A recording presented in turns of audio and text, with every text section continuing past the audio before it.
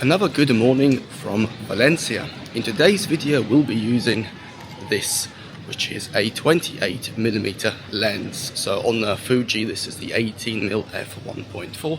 Full frame terms it's around about a 28-ish mil, I guess f2 if you extrapolate everything properly. So 28 is a focal length that I am a bit scared of because I tend to shoot tighter.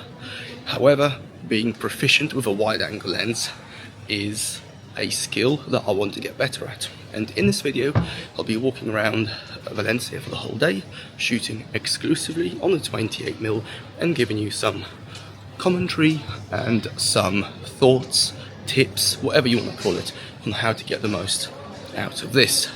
It's now 10 AM, the sun's out, and what a beautiful morning it is. So as I literally walked out of the hotel, in front of me is a pretty nice scene. I mean, it's not going to win any awards, but I love how the light is hitting that building, how it's hitting the tree, and I'll be using quite a basic composition like this, framing the building that's lit in the middle between these two. Ideally, I would like a classic car or an old car or something cool to go by, simply because if it's just a person walking through, the whole scene's just too noisy and the person will get lost within the scene.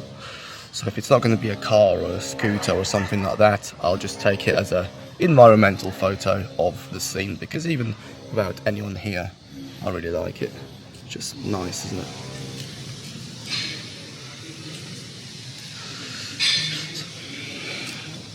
I'm trying to see if I can get that shadow, and I think she's smoking as well, so maybe I can get some shadow of the smoke, but I'm not sure.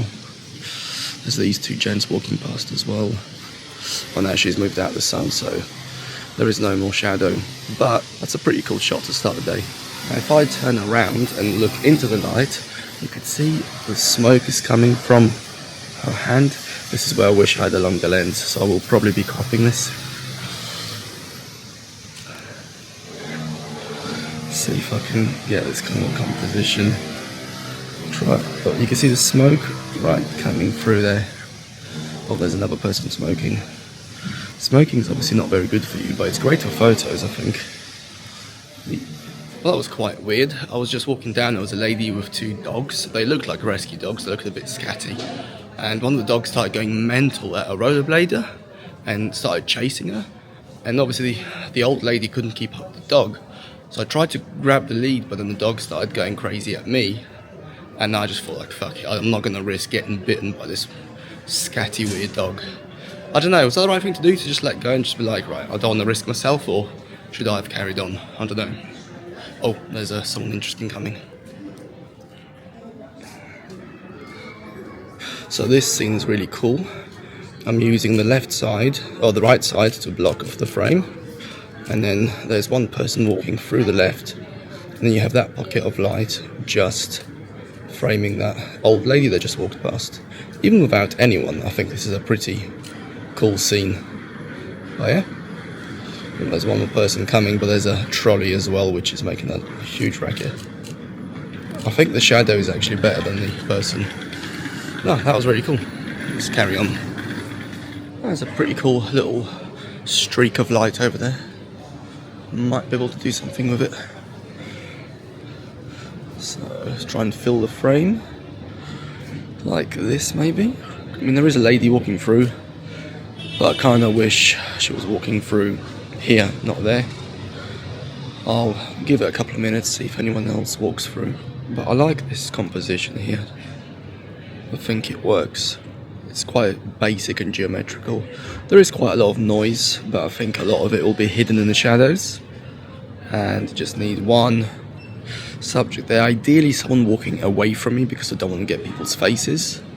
There's a guy in a hat in the distance over there. It's really, really cool, but yeah, we'll see. I mean, there's this guy here, but again, I don't... Actually, maybe if I go portrait orientation... Actually, I think portrait here works better, you know, because you're getting that whole building there, and you get, which looks pretty cool. So look, this is not exactly the most exciting composition, but you have the two palm trees over there. I don't know if you could see it on the screen. The two palm trees sandwiched, I guess, by these two buildings. You have a lot of contrast and just one person walking down the middle, and you have a nice silhouette. There's not much light or color here. This might be a black and white photo, but it has some potential. Again, it's not going to win any awards, but it's a very quick shot. A quick tour of the gear that I'm using today. Lens, obviously I've already mentioned it. It's the 18mm Fuji f1.4. As for the camera, it's the X-H2S. I'm not planning on cropping that much today, so I don't need the resolution of the X-H2. The video camera is the DJI Pocket 3, and the camera bag, or the bag, is the Bellroy 10-litre sling. By far my favourite camera slash city bag. Also, while I remember, a lot of people keep asking me why I'm using two Fuji X-H2s, considering how big they are, how heavy they are for an APS-C camera, why I'm not using my X-T5 on these strips. The answer is very, very simple. The X-H2 slash X-H2S is a better workhorse and is a more capable tool than the X-T5. The X-T5, think of it like this, the X-T5 is like a sports car. It's light, it's small, it's fun to use, whereas the X-H2 is a Range Rover. It's capable, it can do everything, and you can, I was about to say rely on it, but you can't really rely on Range Rovers, that's a rubbish example. You get the point though. The X-H2 is just a better tool, let's go this way, especially for photo and for video. It's quicker, the video quality is the same, but it's just quicker to switch from photo to video. It's more customizable, and on long days walking around with the bigger lenses, especially the f1.4s and the f2.8s, it's just more comfortable because of the bigger grip. That's the main reason. Now, if this was a non-photography trip or non-work trip, then I'd bring the X-T5 because I could just throw it around my neck with the f2 Prime. But because my focus is video as well as photo, then yeah, the X-H2 wins out. This place is just so wild, isn't it? Like, the design is crazy. Look at those lines. Jesus. Well, this might work, you know. So, I'm going to take one empty photo. You have leading lines at the bottom taking you into the middle of the frame, and in the middle of the frame you have lines going the other way, so hopefully when someone walks through I can just get a silhouette or something like that in the middle of the frame. The only problem is it's a weekday and there's hardly anyone here, so I'm not sure how long I'm going to have to wait. So I'm still here, I haven't really moved anywhere, but once I've come inside I found this. You've got these straight lines going there, and then you've got those lines going down, so they all kind of meet right over there. For this, I'm actually thinking to go up a bit, so this kind of a composition, and if I can just get like one person walking through. So I slightly moved to the side here, which basically means that the line actually starts much earlier on in the composition, and then I can go vertical and try and get something. The problem is getting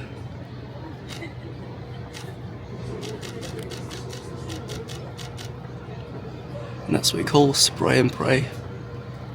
The main reason that I find 28mm so tricky is because it's probably the same reason you find it difficult, and that's it's such a huge area to fill, such a huge frame, and you need to figure out what's worth keeping and what you need to remove. But then the problem is when you want to remove something out of a 28mm frame, that, as you know, becomes very difficult. A couple of techniques that I've personally used. The first one is hold your camera up high and angle it down. We done that back there when we got those silhouettes in the stripy bit. And another one is to have some kind of a foreground element. So right here, if I show you, we have the reflections. So what you can do is you can use the reflections as foreground element and just wait for something interesting to come through there. Now, is this the most interesting example? Definitely not. but it gets the point across. So I've just come across this scene. Now this does have some potential, but I think it'll be very difficult to achieve. So we have a staircase here, and there's a nice bit of backlighting there. We have backlighting on the ramp as well. So what I have in my mind is someone coming down the ramp, someone coming down the stairs at the same time. You also have a patch of light there, so someone can go through there as well. Now, to get this in one shot, you need to be either very lucky or very patient, or both. I'm gonna give it a couple of minutes. Like, I'm really not hopeful. If something comes of this, I'll be very pleased, and I'll probably go and buy a lottery ticket afterwards. But the frame is kind of like this. Alright, I've given up on that idea. Instead, let's see if I can work just with this particular section. There's just more people coming down here. I would want someone to be walking away from me. Again, I'm not too keen on showing people's faces. So I'm probably going to be going for this type of composition. Just something quite minimal. Maybe move a bit closer and utilise the railings. But I will see. I think actually this might work. So utilise the railing. And okay, this could work. Alright, I'm going to try this. So that shot I took just now reminded me of another technique to help with compositions when using a wide angle lens, and that is to bring the camera and the lens closer to a particular object. In that case it was the railing, but in many other cases for me it would be a wall, the pavement, it doesn't matter. By bringing the camera closer to that object, you're utilizing it to block off a part of the frame, therefore cleaning up the overall composition. It's definitely a technique worth trying, and actually I'll be making a whole dedicated video on that. I think my nose is also blocked. I don't know if you can hear it in the video, but this little tickle in my throat this morning has developed, shall we say, which is not good. Now this might not make much sense right now, however, behind me is a really well dressed businessman, and I remember walking past this patch of light that's in front, and I think I can get a pretty cool shot. Let's see, I'm not sure.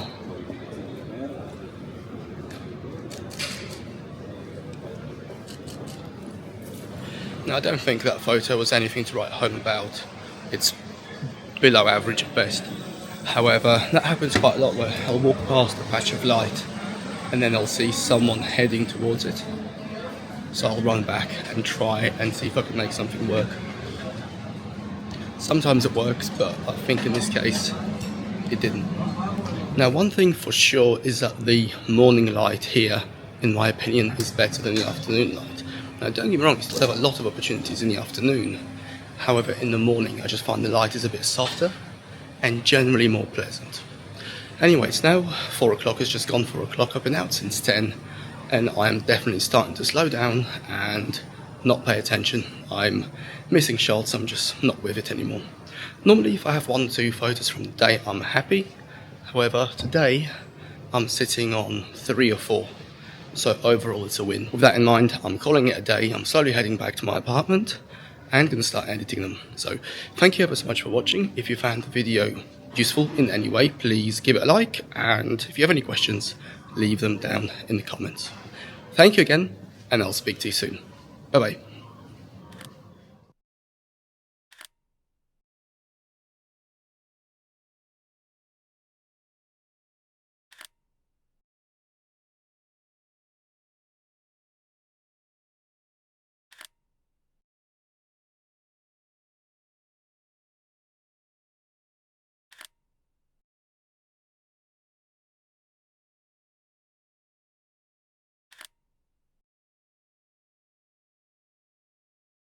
If you're finding this video useful and you wish to support the channel, then one of the best ways to do so is to check out my Lightroom presets. They're optimized for Fujifilm RAW files, Apple ProRAW, and they will work with all other RAW formats too. Every photo you've seen from me has been edited to one of these 22 looks as a starting point. There is a Capture One version as well. Finally, these will work both with the desktop and mobile only workflows. For more information, see the links in the description, and thank you for your support.